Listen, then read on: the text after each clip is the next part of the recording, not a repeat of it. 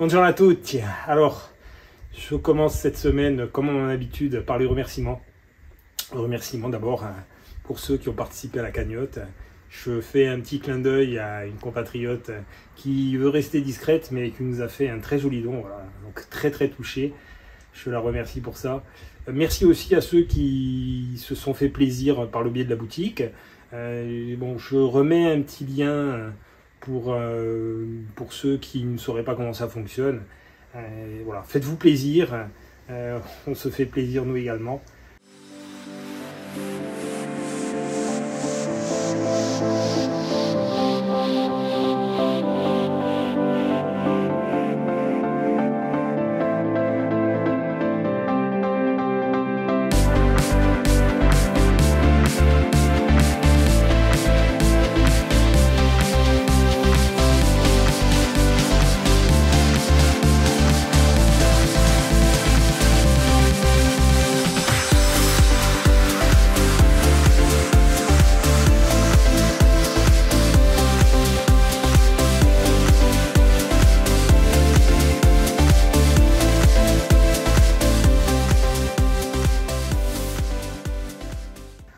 Après, c'est une semaine pleine de bonnes surprises, et à commencer par des cadeaux. Alors, j'ai reçu d'un des abonnés des impacts de balles factices. Très sympa. Je pense quand même que je vais plutôt mettre les petits impacts qui correspondent plus au véhicule. Après, là, on est quand même sur du gros calibre. Je ne vais pas faire de mauvais jeu de mots, mais c'est une voiture qui est originaire de Corse, pas d'un pays malheureusement où actuellement il y a la guerre, où on a plus de chances de trouver ce type d'impact. Voilà, donc je pense que je vais me limiter aux petits autocollants, ça sera déjà très bien. Voilà. Après, j'ai mon ami Laurent, mais je ne les ai pas encore ouverts. Chez mon ami Laurent, qui a remis en circulation donc, son feutre au méthomol. Pour ceux qui n'ont pas suivi le précédent épisode, il a obtenu, par le biais du comte de Champignac, dans Spirou et Fantasio, il a obtenu un feutre à base de méthomol et il m'a fait donc les fameux raccords pour pouvoir connecter mes deux pompes à essence derrière, puisqu'elles ont des diamètres différents. Voilà, donc tout est là-dedans encore du bel ouvrage. Laurent, un grand merci à toi. Après, je tenais à faire remarquer également, j'ai eu, alors ça c'est vraiment le hasard le plus complet, pour mon circuit d'essence, j'ai besoin d'un régulateur d'essence. Et habituellement, enfin, sur ce type de véhicule, on a tendance à mettre un régulateur King. Et j'ai donc répondu à une annonce sur le net. Et j'ai commencé à échanger avec la personne, avec Nathalie, donc la personne qui mettait ses pièces en annonce. Et de fil en aiguille, il s'avère qu'elle gère un atelier dans le 95 qui s'appelle Classic Car Spirit. Et son fils, elle a d'ailleurs Datch comme principal fournisseur. Et son fils d'ailleurs m'a dit que son fils cet été, il travaillait. Et je lui ai expliqué un petit peu pour quelles raisons je voulais lui acheter cette pièce. Et elle a trouvé le sujet, elle a trouvé vraiment le défi vraiment super intéressant. Au point que non seulement elle m'a fait cadeau de ce régulateur, bon, qui vaut quand même une certaine somme, et elle m'a envoyé également un ventilateur électrique des dernières générations d'Austin. Donc c'est un ventilateur électrique qu'on met dans l'aile. Voilà, tout ça gratuitement. Donc Nathalie, un grand merci à toi, très touché. Je mets le logo de sa société et franchement, si vous avez une anglaise, si vous êtes dans les environs du 95, allez chez eux. Je peux vous garantir, vous aurez affaire à de vrais passionnés. Voilà. Enfin, une dernière petite chose, et je vais en terminer avec les remerciements parce que là je sens que certains s'impatientent. Voilà. J'ai reçu un colis, donc au nom de l'association, avec dedans des flexibles aviation. Je ne sais pas qui me les a envoyés. Alors, je suis très touché par la démarche, mais sachant que je n'en ai pas besoin puisque le véhicule on est déjà équipé, je me posais la question de savoir si la personne qui m'a envoyé ça peut-être a fait une erreur dans l'envoi. Alors malheureusement, je n'ai pas d'adresse, donc je ne sais même pas qui contacter. Donc voilà, celui ou celle qui regarde la vidéo et qui reconnaît son colis, qui n'hésite pas à me contacter. Ça serait quand même dommage qu'il y ait eu une erreur, que ce colis soit adressé à quelqu'un d'autre et qu'il y ait eu un quiproquo. Voilà, dans le doute. En tout cas, une fois encore, merci, merci, merci. C'est vraiment grâce à vous que ça avance.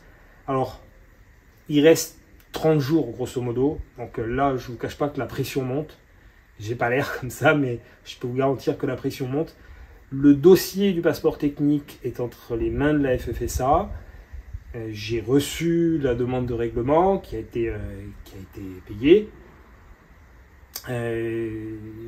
Donc logiquement, le véhicule, si d'ici le Tour de Corse, le passeport n'a pas été totalement validé, j'aurai un passeport provisoire.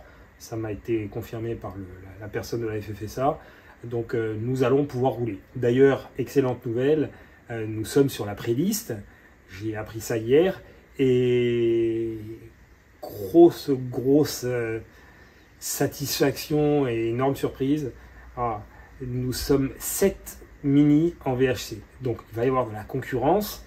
Ça va être pour moi une première, parce que j'ai fait 11 saisons de rallye en Austin sans jamais me battre contre une autre mini. Donc là, ça va vraiment être une première. Donc il va falloir être à la fois endurant, parce qu'on veut arriver au bout, et en même temps performant. Bon, c'est un peu le but aussi de faire de la compétition, en rallye. Voilà. Après, sur le travail de cette semaine, on a l'impression qu'on arrive au bout, et il reste encore des dizaines et des dizaines de petites choses à faire avant de pouvoir se dire c'est bon, j'arrive au bout. Voilà. Donc, je vous en dis pas plus. Place aux images. Vous verrez, vous comprendrez, je pense que c'est un long chemin qui nous mènera jusqu'à la ligne de départ, même si là on a fait une grosse partie du trajet, mais il en reste encore. Donc voilà, je vous en dis pas plus, faites-vous plaisir, et puis vous connaissez la suite, hein. Quoi qu'il advienne, on se retrouve samedi prochain. Et puis d'ici là, n'hésitez pas à partager, à commenter et à vous abonner si ce n'est pas encore le cas. Voilà. Bonne fin de journée à tous.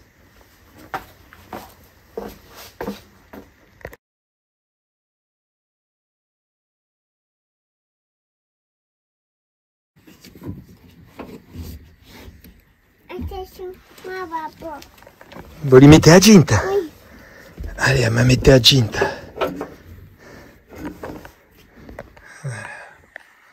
Aspetta.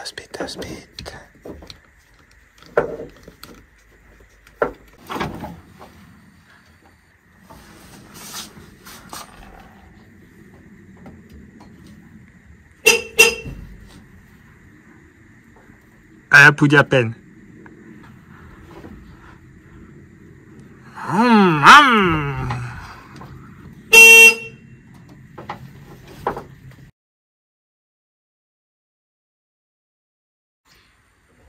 Pas tranquille. Allora, mettilo qui. Mais c'est pas mal. Allora, piano un altro. Te qui c'è un altro. Voilà. Bon, je ne peux pas m'empêcher, étant en bonne compagnie, je vais changer ce pneu qui est complètement cuit. Par contre, la jante aussi, elle a pris cher. Donc, je vais voir au moins pour faire un petit renfort partiel le temps que je me lance dans la restauration. Voilà, c'est vraiment du dépannage. Et bon, à l'autre côté, j'ai mes deux pneus qui sont là. Bon, ils sont pas tout neufs non plus, mais enfin, ils feront l'affaire. En attendant que j'en achète des neufs, ça sert à rien que j'investisse maintenant.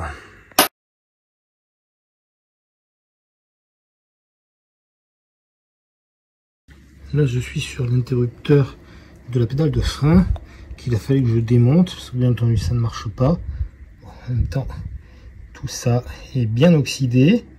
Donc, comme à mon habitude, ça va passer au sablage, au microbillage. Et puis, je vais le remonter et le tester, puisque les essais sur le freinage ont été réalisés avec un branchement direct.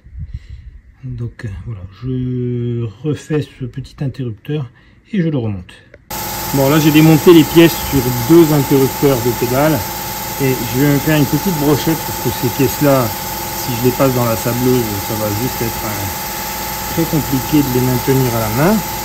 Je risque fort d'en perdre, vu qu'elles sont très légères, je risque fort de perdre la moitié au fond de la sableuse, donc ça va être problématique.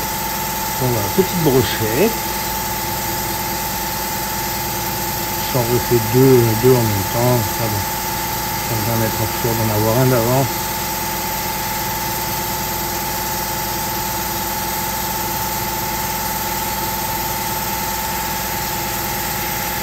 Voilà. J'ai plus qu'à sabler.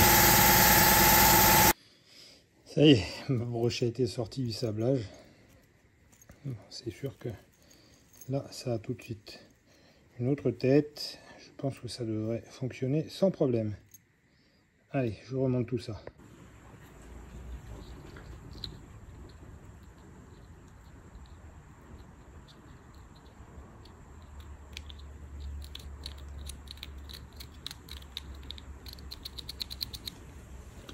Un petit coup de WD-40.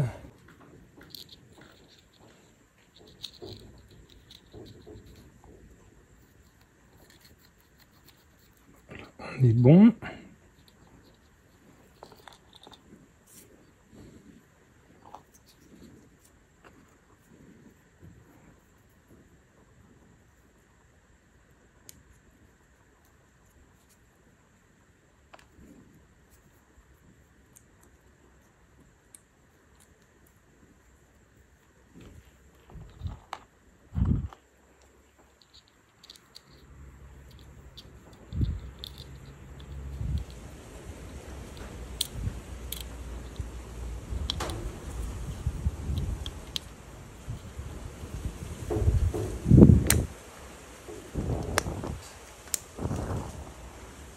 Voilà.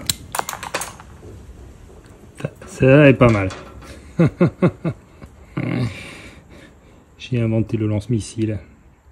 Le lance-contacteur de feu de frein.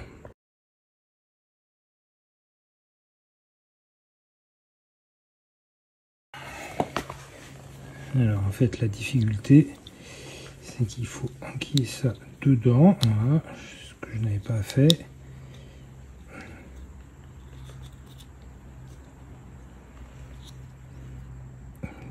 Voilà.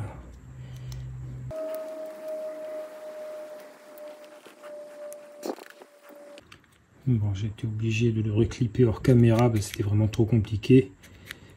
On reconnaît en même temps 76, donc c'est bien celui de l'épave, de l'ex-épave. Voilà, j'essaie de recycler le maximum des pièces présentes sur la voiture.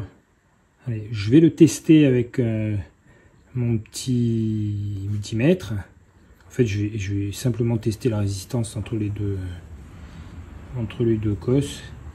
Et puis, si ça fonctionne, je le remonte.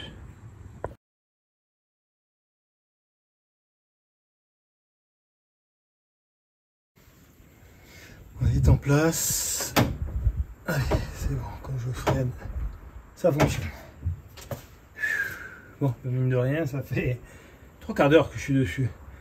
Pour un interrupteur et un branchement, à ce rythme-là.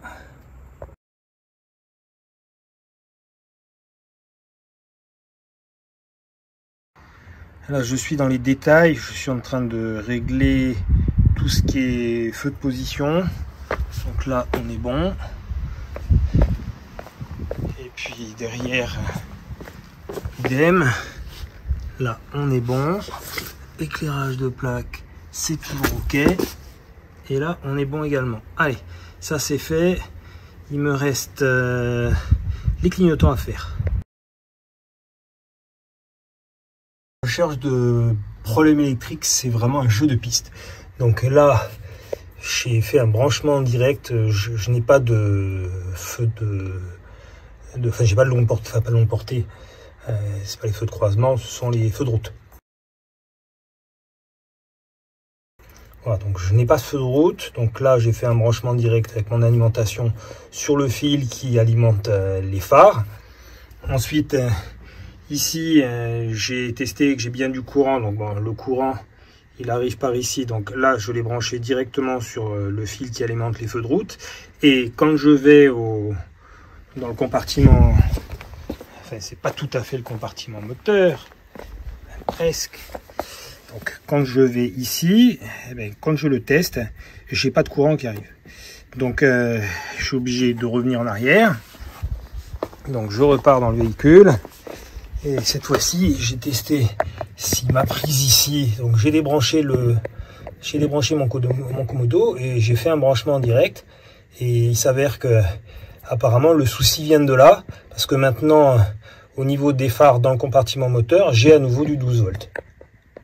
Alors souvent il suffit de pas grand chose, donc là il suffit qu'il y ait une cosse qui soit un petit peu écartée, et si elle a un petit peu de vert de gris, là j'ai l'impression que celui-ci là qui correspond à mon alimentation, non a priori non. Bon, ce que je vais faire, c'est que je vais les resserrer, je vais prendre une petite pointe, je vais resserrer tout ça et je vais voir si ça vient de cette prise ou pas. Voilà, je passe ma pointe. Allez, on va essayer. Je les ai à peu près tous resserrés. On va voir ce que ça donne.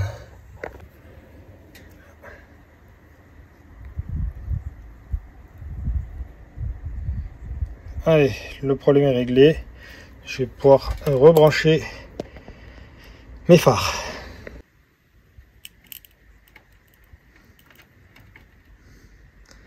Voilà. C'est nickel.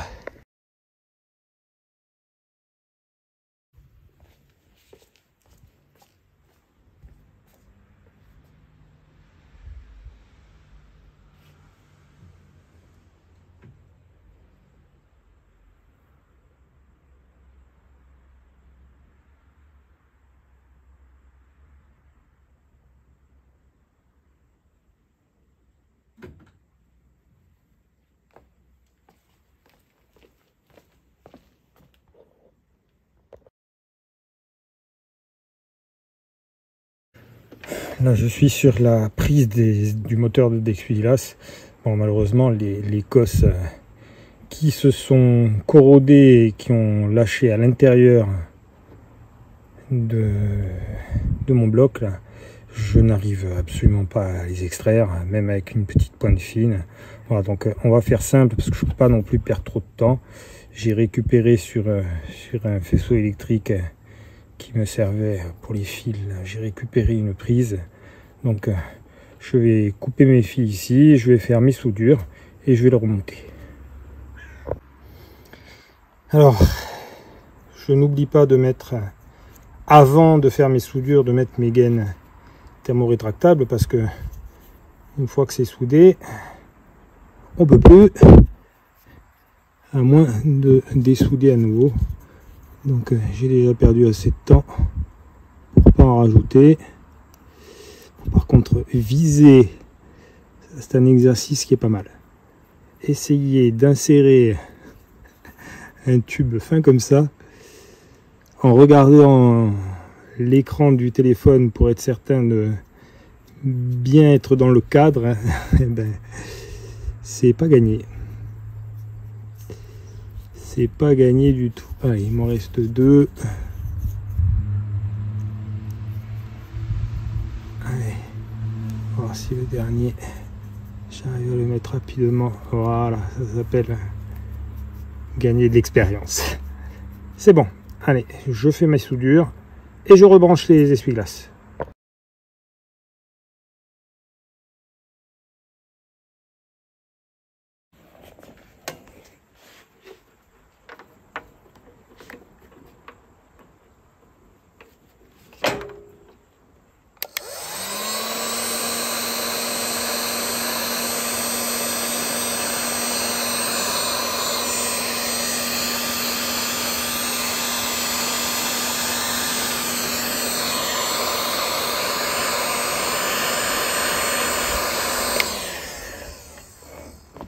Allez, impeccable.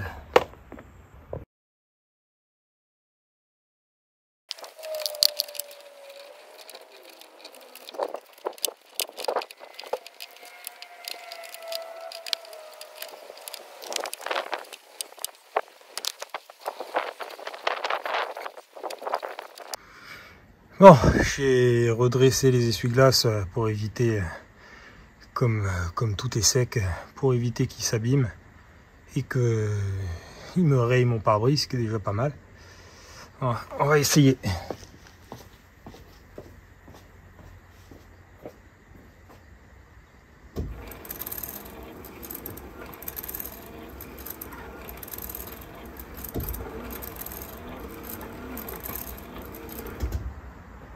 Nickel.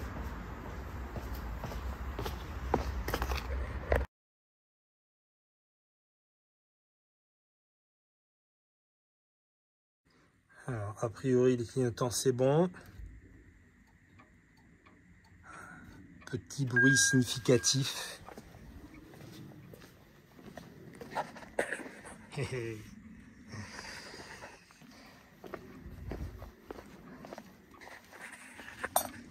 Allez, ce côté-là, on est bon. Et ce côté-là, on va dans la glace. On est bon aussi. Alors, il va me rester les warnings à installer. Et j'en aurai fini au niveau électrique. Ah non, j'ai une bêtise. Il va falloir bien entendu que je reconnecte le tableau de bord. Bon, mais ça devrait pas être très compliqué si tout le reste fonctionne.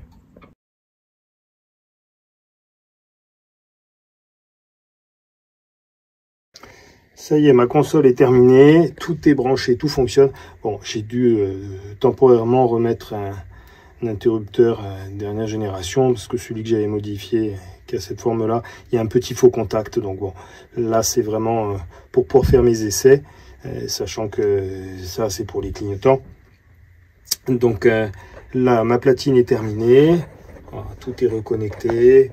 Bon, c'est mis en place, c'est propre. Alors là, il va me rester au niveau électrique, c'est la dernière chose qui me reste à faire, ça va être de recabler, reconnecter le compteur et tester que tout fonctionne. Voilà. Donc belle avancée au niveau électrique, j'ai pour ainsi dire terminé.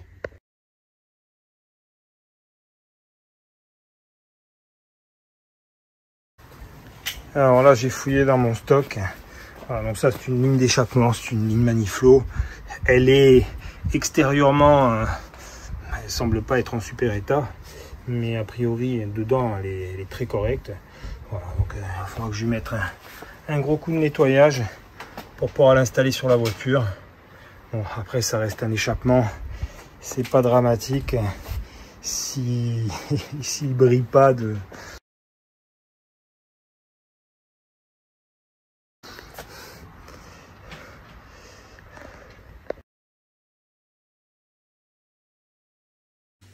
Voilà, moi et mes bonnes idées, c'est très ironique. Donc j'ai voulu démonter le pneu de la lambrette qui est ici là, pour pouvoir la déplacer sans prendre le risque que ma chambre à air qui est ici explose. Voilà, mis à part que je m'attendais à une jante classique en un seul morceau, ça n'est pas le cas. Donc j'ai une jante en 2 morceaux. Bon, il y a 3 dégoujons sur les 6 qui sont cassés. Bon, 2 l'étaient déjà, j'en ai cassé un 3e. À la limite, c'est pas le plus embêtant. Mais le plus embêtant, c'est que l'autre morceau, là, voilà, il est juste dans un état déplorable. Et si je veux avoir une petite chance de remonter tout ça, parce que du coup, là, il me gêne un peu dans cette position. Donc, eh ben, il va falloir que je refasse un semblant de réparation sur ce morceau de jante. Voilà, comment se les chercher, ça pouvait pas attendre. Les bonnes idées de Vincent.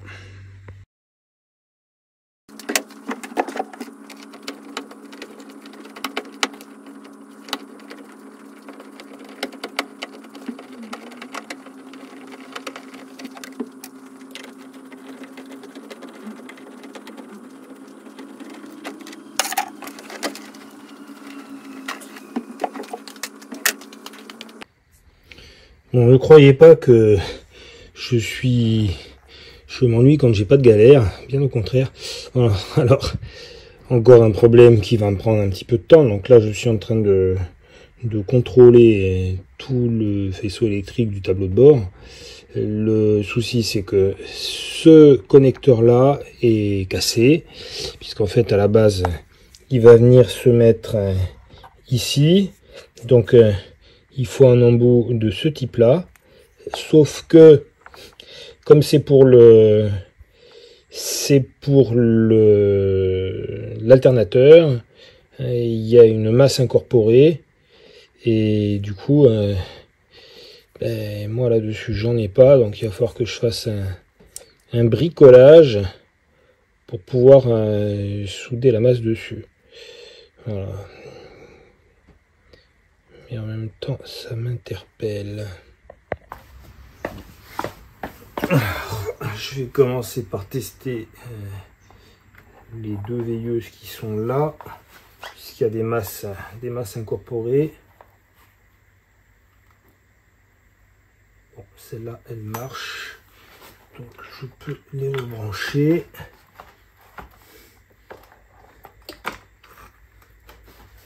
Alors, là, bon, celle-là, il va falloir que je les mette à la masse pour contrôler. Ça, il faut que je le répare. Alors, je vais mettre une ampoule et on va tester celui-là. Déjà, est-ce que cette ampoule fonctionne?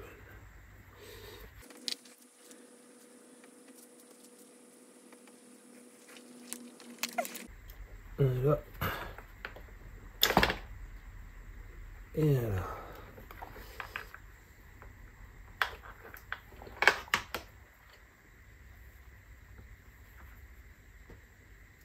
L'ampoule marche. Donc il faut que je règle mon problème de connexion pour pouvoir le mettre là. Alors, celle-ci, je vais les tester en direct sur la batterie. Donc,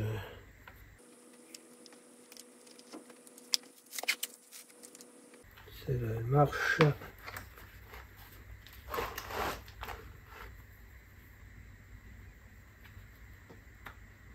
Et celle-là, elle marche. Bon, alors, ça, je peux les rebrancher aussi.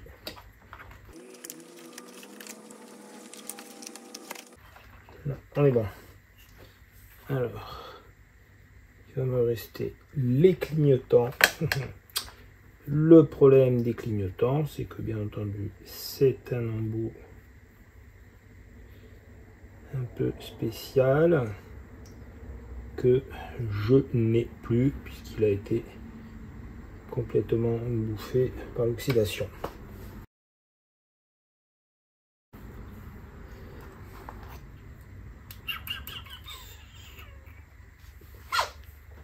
Alors je me demande si je vais pas faire comme ça. Celui-ci.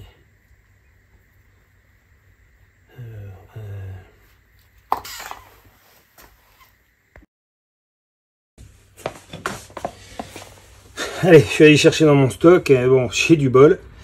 J'ai trouvé les deux bons embouts. Donc, celui-ci pour les clignotants. Et celui-ci, donc, qui est défectueux, hein, pour l'alternateur. Voilà, donc, deux petites soudures. 4 exactement, puisque j'ai 4 fils à souder. Et je teste. Avant de souder quoi que ce soit, surtout ne pas oublier ma gaine thermorétractable. Ça m'évitera d'avoir à recommencer ma soudure.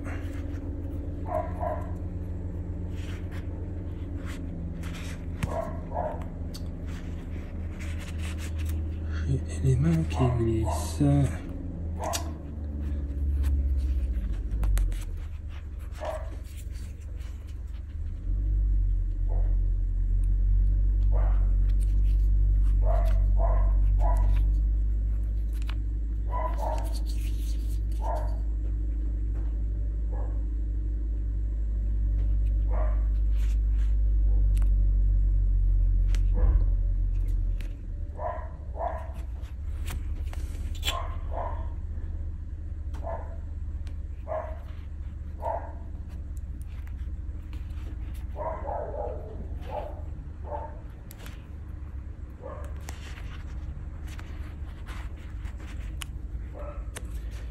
le gag, elle veut pas avancer plus. Voilà, comment perdre son temps. On va essayer sur l'autre.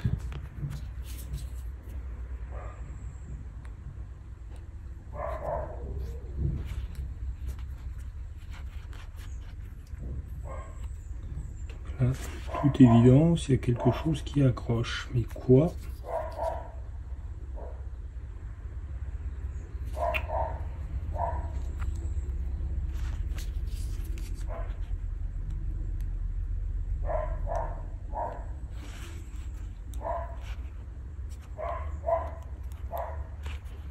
Bon, ça restera un mystère.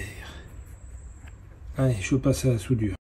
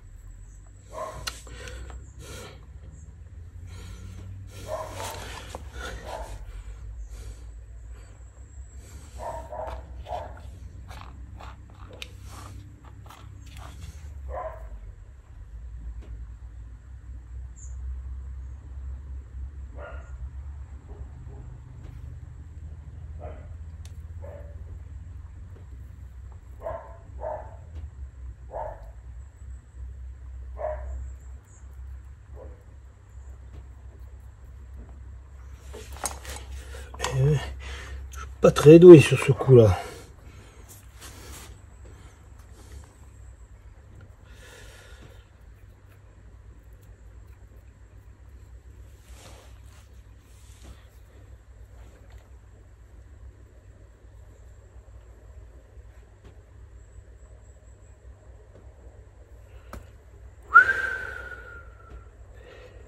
Bon, alors là, je fais très très fort, mais vraiment très très fort. Je me suis juste trompé de fil à souder. Voilà. J'ai soudé cet embout-là, alors que c'est celui-ci qu'il faut souder. Voilà, c'est une catastrophe.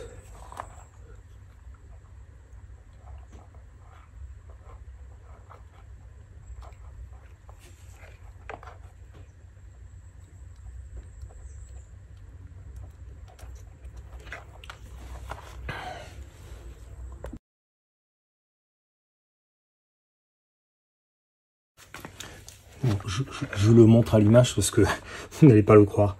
Je crois qu'à ce stade-là, ça relève, je sais pas, ça relève...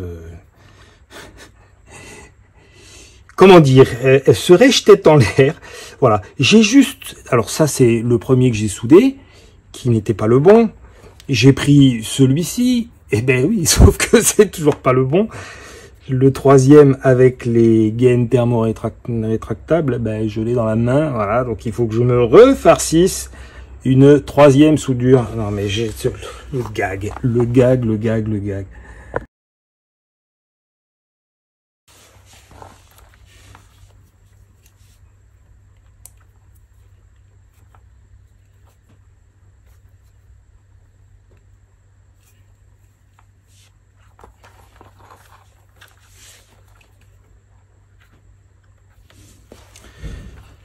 Allez, ça y est, mes 4 soudures sont enfin faites. Comme ce fut laborieux. Allez, un petit coup de décapeur thermique pour rétracter la gaine. Et je teste. Je vais commencer par tester les clignotants. Donc c'est vert blanc et vert rouge.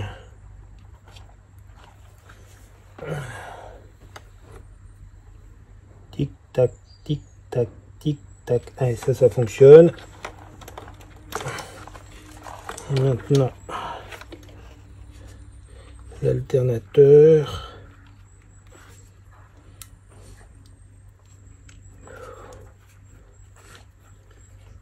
Alors, l'alternateur, on est là et là. Ça marche aussi. Allez, donc là, je peux rebrancher. Ça va là. Et lui, il va ici. Ça y est, j'en ai terminé. Je peux le remonter sur la voiture. Voilà, une matinée pour brancher un bloc compteur. C'est le problème de l'électricité sur des voitures qui n'ont pas tourné depuis longtemps. Il faut contact. Alors, on va essayer. Donc, je mets le contact. Alors, on va tester déjà l'éclairage. Alors, ça fonctionne. Là aussi, là également. Bon, pas grand chose avec les... On voit quand même que c'est éclairé. Là, pareil. Bon, ça, c'est bon. Alors, je vais mettre le contact.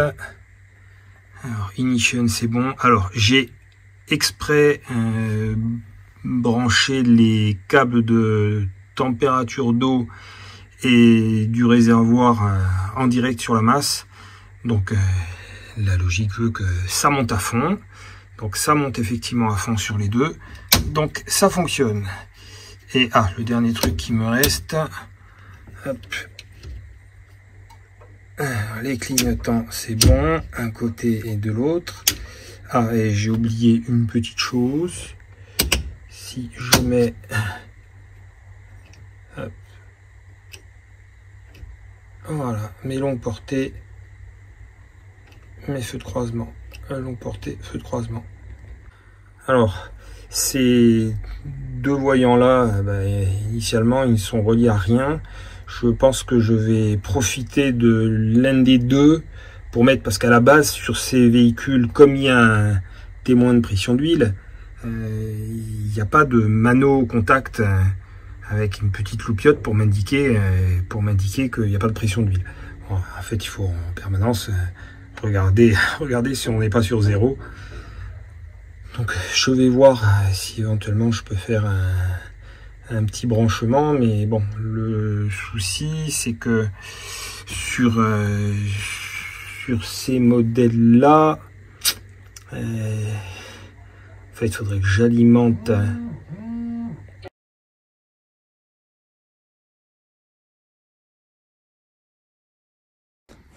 bon, je me suis embêté pour rien. La demande de passeport technique, je pensais l'envoyer en recommandé par la poste, et finalement il s'avère qu'il faut tout envoyer par mail. Voilà. Et une fois qu'ils ont étudié mon dossier, ils m'envoient une demande de règlement. Donc bon, le représentant de la FFSA que j'ai eu m'a expliqué que logiquement, si mon dossier était complet, ça pouvait être assez rapide. Bon, donc on va croiser les doigts. En tout cas, pour l'obtention d'une dérogation pour le Tour de Corse, normalement, il n'y aura pas de problème.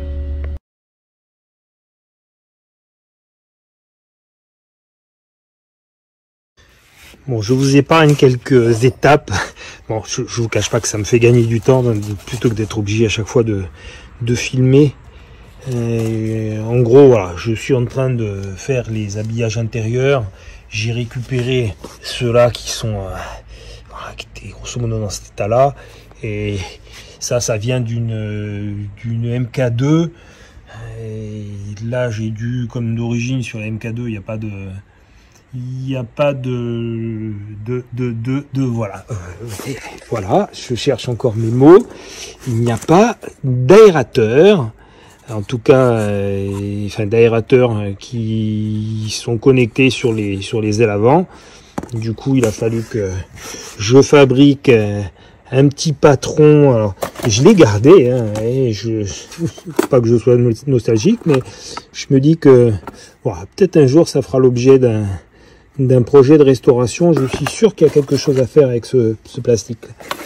Voilà, donc je me suis fabriqué un petit patron rapide. Ça m'a permis de découper le trou au bon endroit.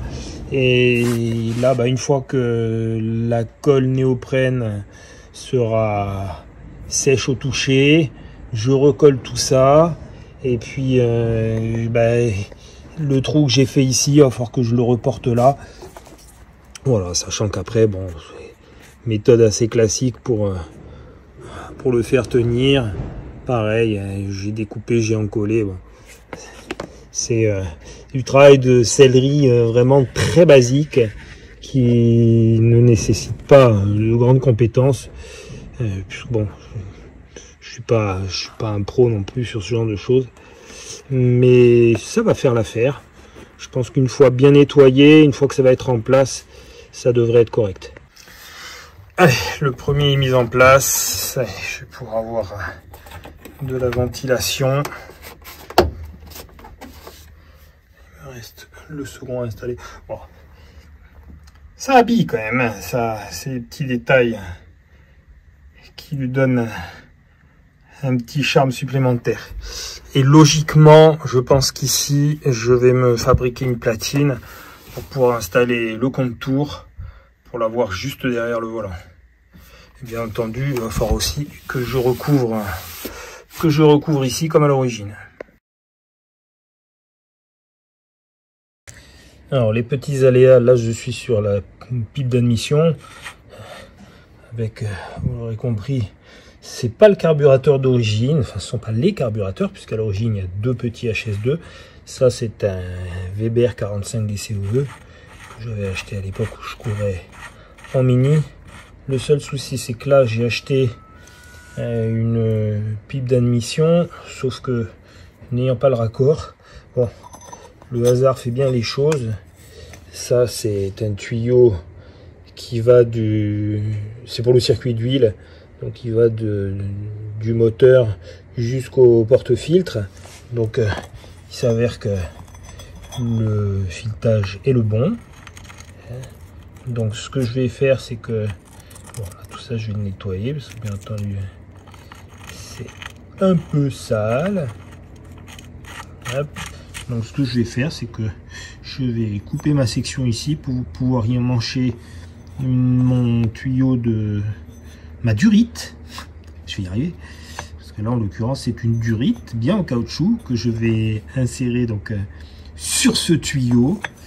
Voilà, et bah, le reste de toute façon c'est pourri, ça ira au recyclage.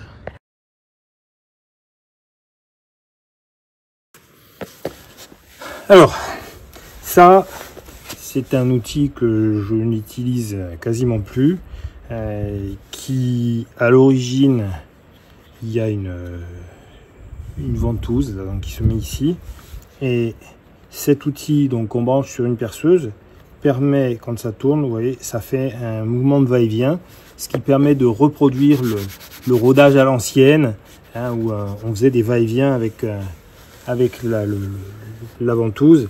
Bon, le souci c'est que ces systèmes à ventouse, bah, d'abord ça vieillit, et puis ensuite une fois sur deux ça tient pas. Enfin bon, bref, j'ai arrêté de l'utiliser, bien qu'il soit quand même assez utile, mais du coup j'en profite. Je vais recycler parce que vous l'avez compris, je n'ai pas fini le rodage de mes soupapes, sachant que j'avais les guides à changer. Donc là j'ai récupéré le morceau qui va au support de filtre à huile. Donc ce que je vais faire c'est que je vais souder ma partie ici. Celle-ci je l'ai fendue alors de manière à pouvoir j'ai une soupape sous la main. Bien entendu c'est quand on en a besoin qu'on n'en a pas. Bon, vous l'avez tous vu comme moi, j'ai cherché une soupape, j'en ai une là. Voilà, mais je suis allé en chercher une autre. Non mais à ce stade-là, ça devient grave. Donc voilà, l'idée, ça va être de pouvoir rentrer ma soupape là. Je vais fabriquer deux petits supports avec une vis, un écrou, de manière à pouvoir serrer mon système. Et comme ça, je n'aurai plus qu'à faire tourner mon mécanisme par en dessous. Allez, c'est parti et je vous montre ça. Ça y est, mon outil est réalisé. Bon, c'est du système D, hein, mais je pense que ça va faire le job. Donc, bon, je vais passer ma soupape comme ça. Je resserre. Là, elle est bloquée. Et je vais pouvoir brancher ma perceuse ici, tenir là. Et ça va venir me... Bon, là, il faut que je le resserre d'ailleurs. Hop. Ça va venir me faire tourner donc ma soupape dans les deux sens.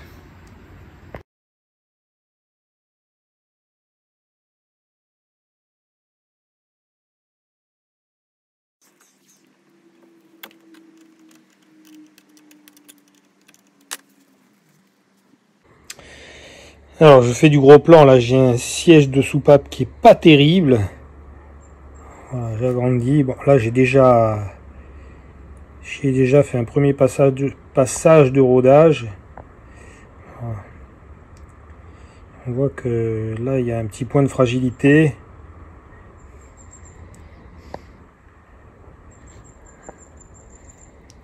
Voilà, il faut que je continue pour que l'étanchéité soit parfaite. Bon, ça malheureusement, c'est une des soupapes qui est restée ouverte quand j'avais ouvert le moteur. Donc c'est logique que les sièges aient été beaucoup plus impactés par la corrosion, tout simplement. Hein. Voilà, donc je vais continuer sur ce siège pour qu'il ressorte nickel.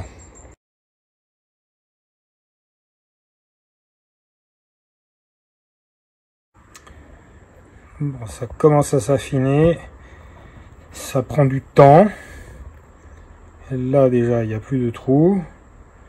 Je vais essayer de faire disparaître les derniers petits défauts avec de la pâte grain fin et je passe à la suivante.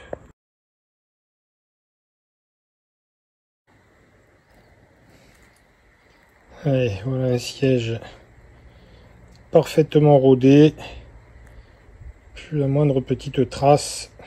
Allez, plus que 2 soupapes à faire. Ça y est, j'en ai terminé avec mon rodage de soupape. Maintenant, alors j'ai numéroté chacune d'entre elles. Maintenant, ce que je vais faire, c'est que je vais les enlever. Il faut que je change les guides de soupape, donc j'ai mes fameux guides en bronze.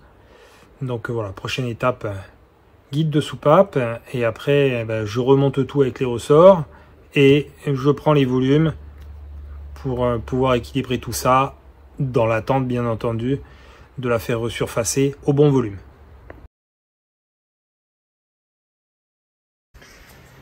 Alors je vais avoir besoin de ma presse, donc je vais renforcer le pied.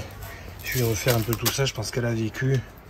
Si je veux la rendre à nouveau efficace, j'ai quelques petites améliorations à faire. C'était vraiment fait de briques et de broc, c'est le cas de le dire. Voilà. Mais elle m'a tellement servi que franchement, pour rien au monde, je ne voudrais en changer.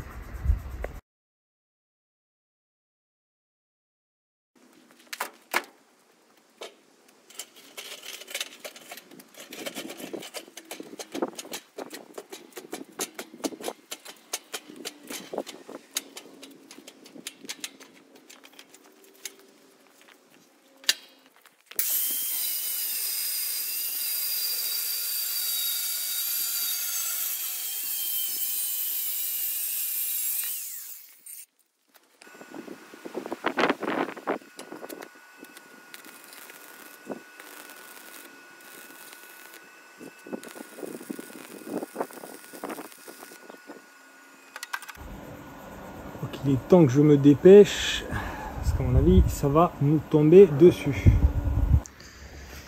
Bon, ça y est, j'ai renforcé les supports. Logiquement, ça ne devrait pas bouger. Je vais pouvoir continuer ma culasse. Alors, je viens de me fabriquer un petit outil pour pouvoir extraire mes guides de soupape, hein, et non pas mes sièges, comme il était assez bête la dernière fois pour le dire. En fait, j'ai récupéré juste un vieux guide, donc une soupape, je soude ici, et puis je vais lui mettre un petit coup de... Quand ça aura refroidi, je vais mettre un petit coup de meulage autour là pour pouvoir légèrement diminuer, bon j'ai pas de tour, hein, pour légèrement diminuer le diamètre, de manière à ce que au fur et à mesure que ça va pousser l'ancien guide, ça va pas se coincer en lieu et place.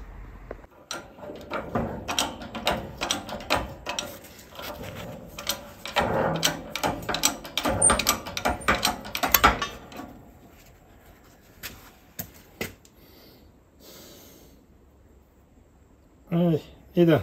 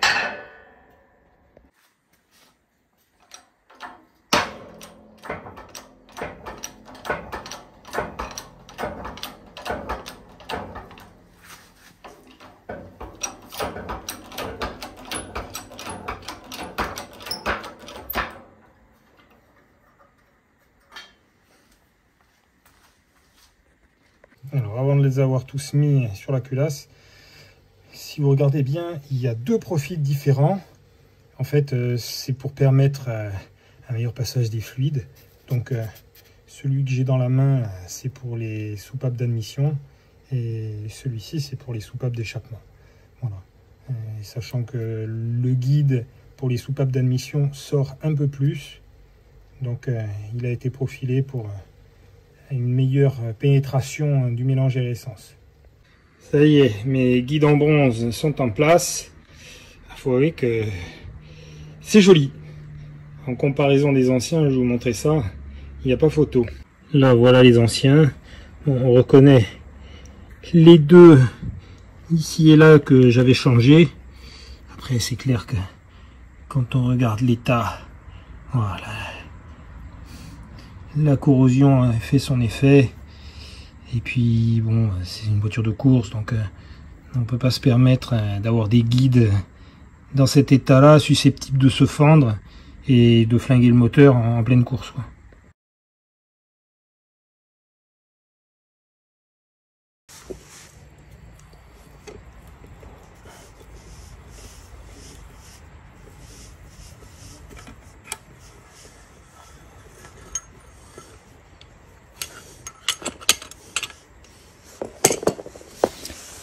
Ça y est, allez, première étape de cette culasse réalisée.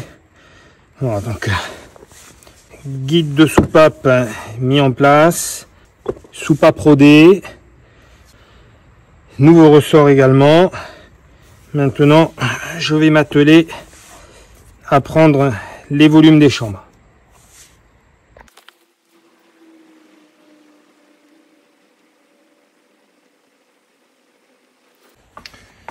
Alors, j'étais à 60, là j'arrive a priori à 34,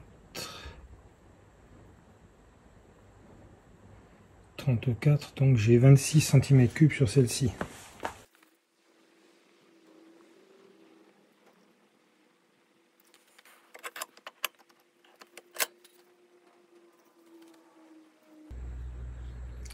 Bon, je vais me mettre à la lumière parce que je vois pas grand chose. Bon, à première vue, je suis aussi à 34. Donc j'ai injecté là aussi 26 cm3.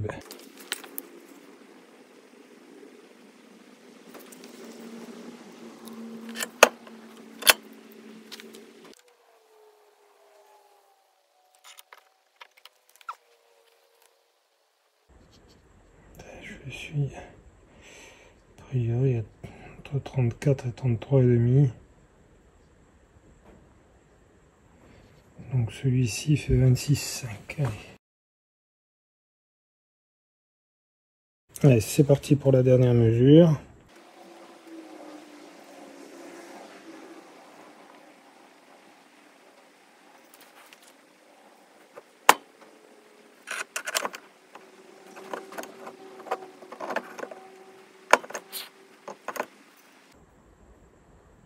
Et mince.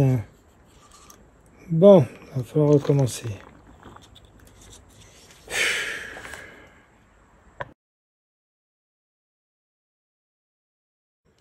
Allez, nouvel essai.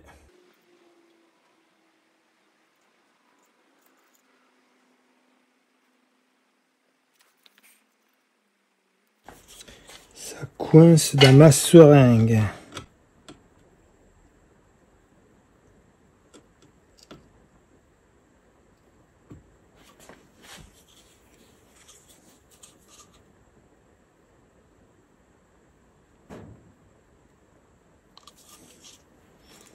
Alors,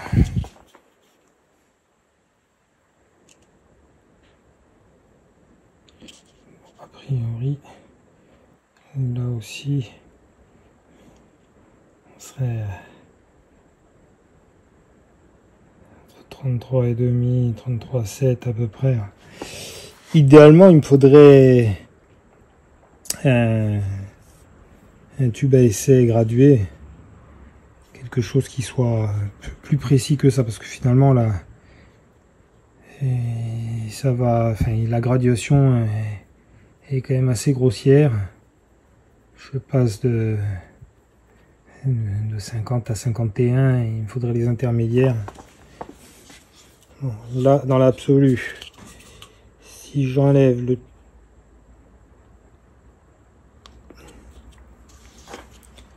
tout petit trop plein qu'il y avait,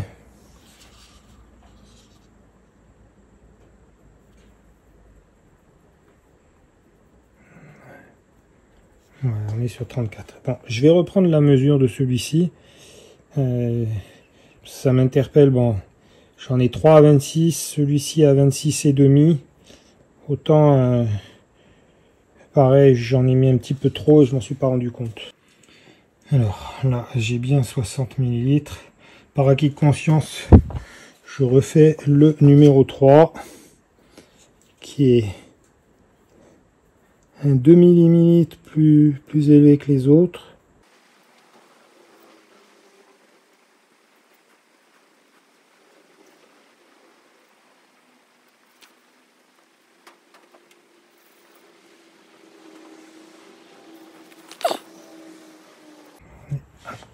À peine au-dessous de 34. Bon, là j'ai fait déborder, donc je pense que ma mesure était pas bonne. Après ça joue vraiment à rien du tout.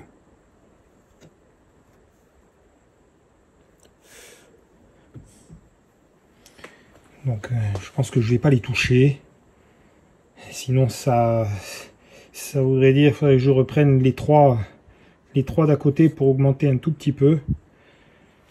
Sachant qu'après, bon, je vais raboter, donc rien ne me dit, et là je suis pas à l'équerre, rien ne dit que quand je vais enlever un petit peu de volume en haut, ça va pas me les déséquilibrer à nouveau. Bon, je vais rester comme ça, je pense qu'on va être bon avec 26 cc.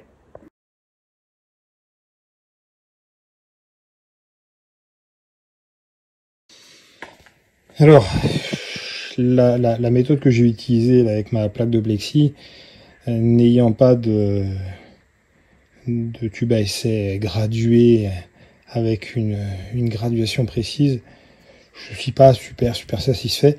Je fais un essai avec une autre méthode. Cette fois-ci, donc, j'ai rempli ma chambre de combustion avec de la pâte à modeler. Je me suis bien entendu débrouillé pour faire en sorte que elle arrive vraiment à fleur.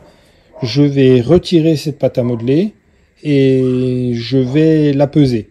Et je vais faire pareil sur les 4, ce qui me permettra d'avoir la masse de pâte. Et ensuite, bon, pour avoir le volume exact, j'ai plusieurs solutions. De toute façon, comme la masse et volume sont reliés par une petite... bon, il faut connaître la masse volumique de la pâte à modeler. Enfin, je vais me débrouiller. Déjà, dans un premier temps, c'est pour contrôler que j'ai exactement la même masse dans chacune des chambres.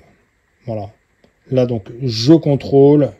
Premier travail, j'enlève ma pâte.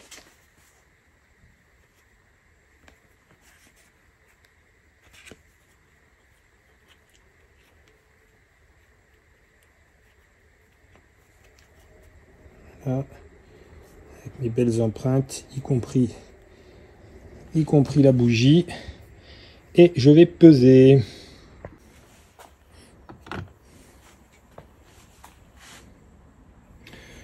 Allez, on est à 29,9 grammes.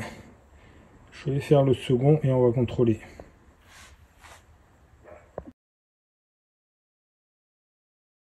Alors, la méthode est intéressante, mais, parce qu'il y a un mais, je me suis rendu compte, après avoir pesé donc les 4, hein, je me suis rendu compte que autant ces deux-là étaient identiques, autant il y avait une grosse disparité entre ces deux-là.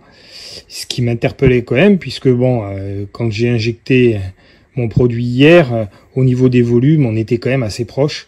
Et en fait, la réponse, alors là, je vais vous montrer, vous allez voir. Donc, initialement, la pâte à modeler qui est ici, je l'avais utilisée là, et j'étais à 28,8 grammes. Et celle-ci, donc, elle était là, j'étais à presque 31 grammes. Donc une grosse différence entre les deux. Ce qui m'a quand même interpellé dans la mesure où les volumes sont quand même très proches. Et en fait, c'est tout simple. Là, je vais les repeser.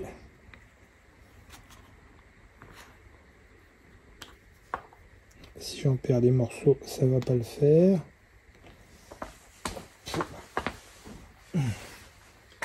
Petit rajout ici. Alors, on pèse. Donc ça, c'est ce que j'ai mis dans le cylindre numéro 3, qui tout à l'heure, avec l'autre morceau de pâte à modeler, pesait 31 grammes à peu près. Je sais plus exactement le chiffre. Là, on est à 28,5. Et inversement, ce morceau qui était initialement dans la chambre de combustion numéro 3, et que là j'ai mis dans la chambre de combustion numéro 1, j'étais à 28 quelque chose. Voilà. Je suis à 30,8. Donc le souci, bah, vous allez vite comprendre d'où il vient. Il vient du choix de la pâte à modeler.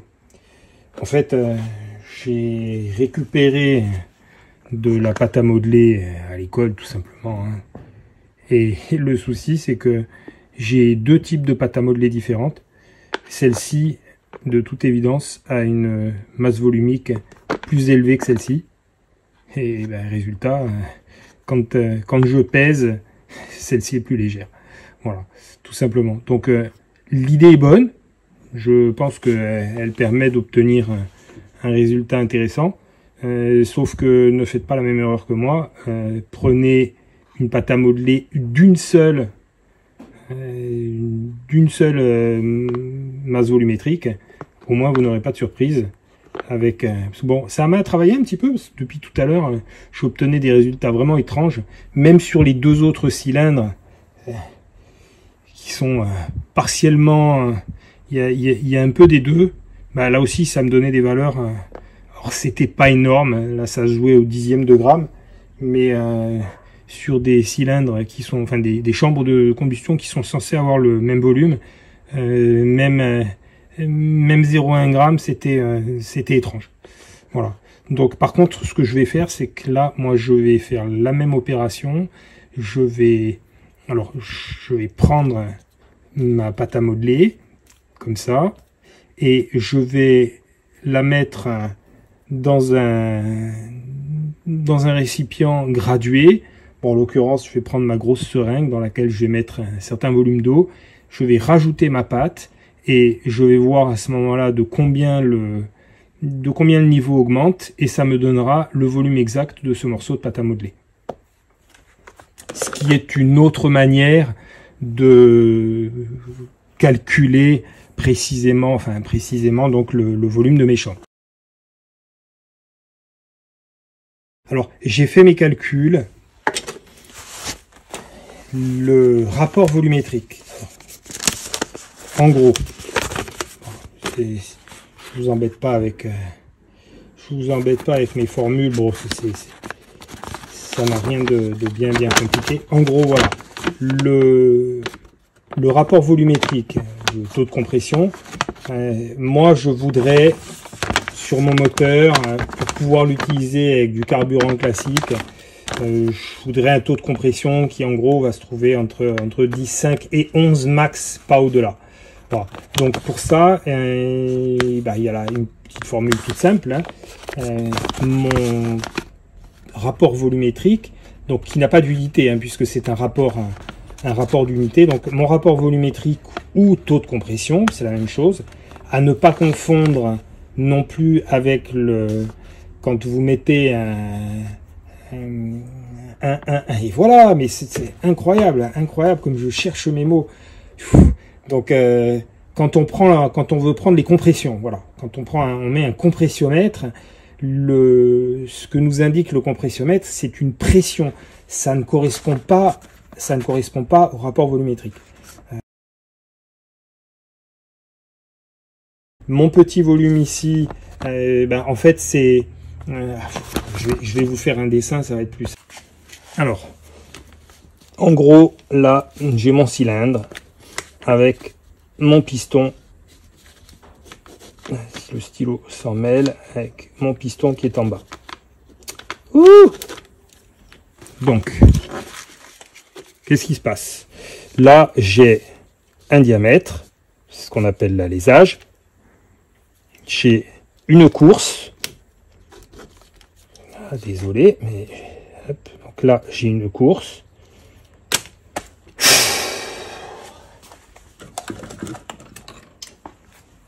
Allez, on va peut-être y arriver avec un cran de papier. Voilà. Et le piston, donc, il monte, il descend. Quand il est en haut, tout le volume qui est ici se calcule de la manière suivante. C'est donc pi multiplié par d au carré sur 4 multiplié par donc c'est la course. Voilà. Et là ça nous donne donc un volume que j'ai exprimé en litres. Après vous pouvez l'exprimer dans le tout, c'est de pas vous tromper dans les valeurs. Voilà. Alors sur donc ça c'est mon cylindre. Au niveau de la culasse, alors d'abord quand le piston est en haut, on a vu qu'il y avait ce qu'on appelait le dish, il y avait un petit volume ici qu'on va appeler volume 1 que moi j'avais calculé et ça faisait 10 millilitres.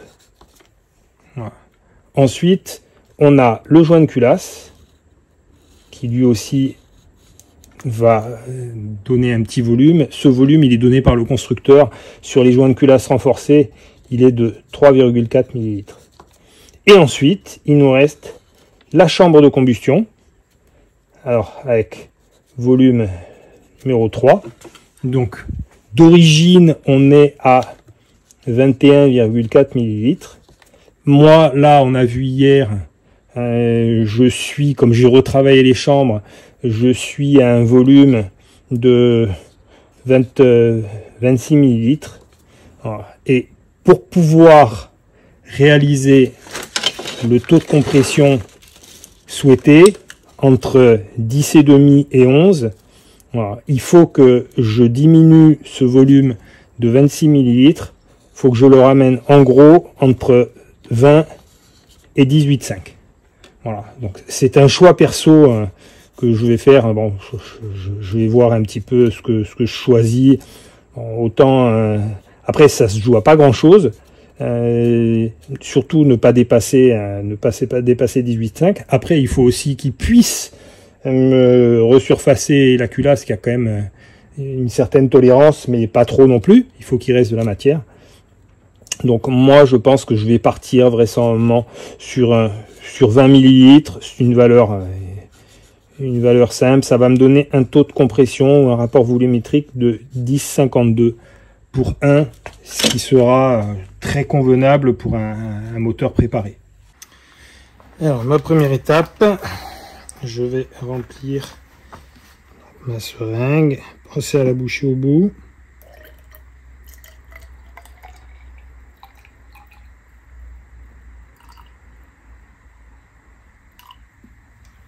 Alors, pour la remplir de manière précise,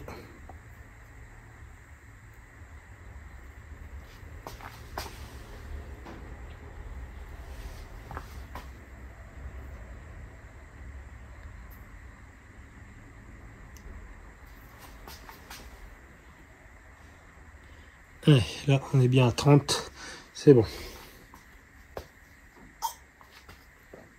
Alors, maintenant, donc ça c'est les 26 cm3 de pâte à modeler que j'avais dans ma chambre. Alors, en fait, il m'en faut 20. Donc, je vais en couper. Alors, c'est approximatif, hein. Après, je pourrais le faire à la balance. Ouais, d'ailleurs, je vais le faire à la balance en premier. Et je vais essayer de faire quelque chose de proportionnel. Et ensuite, je confirme avec la seringue. Bon, c'est une petite règle de 3. Donc là, j'ai pesé, ça pèse 30 grammes. Ça correspond donc à 26 cm3. Donc, ce que je recherche doit correspondre à 20 cm3. Donc, petite règle de 3 classique. Et il faut en fait que je pèse 23,1. Voilà, donc, je vais essayer de m'approcher de ce poids à la balance. Et ensuite, je confirmerai que je ne me suis pas trompé en le mettant dans ma seringue. Voilà, donc j'ai 23,1. Je vais refaire un seul cylindre et je vais le mettre dans ma seringue.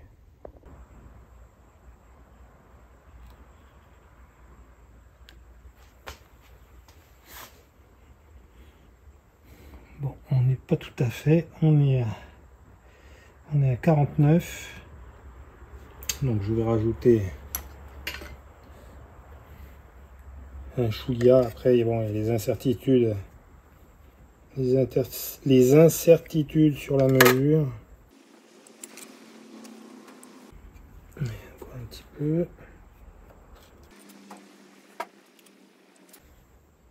Et là, on est bon. Alors, maintenant que j'ai donc mes 20 cm3 choisis, alors, je vais étaler ma pâte dans ma chambre de manière plus homogène possible. Bien l'aplatir partout, qu'elle soit à la même hauteur. Et en fait, ça va permettre au rectifieur d'enlever jusqu'à effleurer la pâte. Ça y est, ma pâte est étalée uniformément dans la chambre. Voilà, donc en fait, il va venir passer avec sa machine à resurfacer jusqu'à effleurer la pâte. Alors bon, ça sera, c'est pas au dixième de millimètre, hein. Doutez bien que là il faudrait avoir l'empreinte parfaite pour pouvoir mettre tout à plat, mais je me laisse une petite marge de manœuvre, justement en ayant choisi ce taux de compression de 10,5.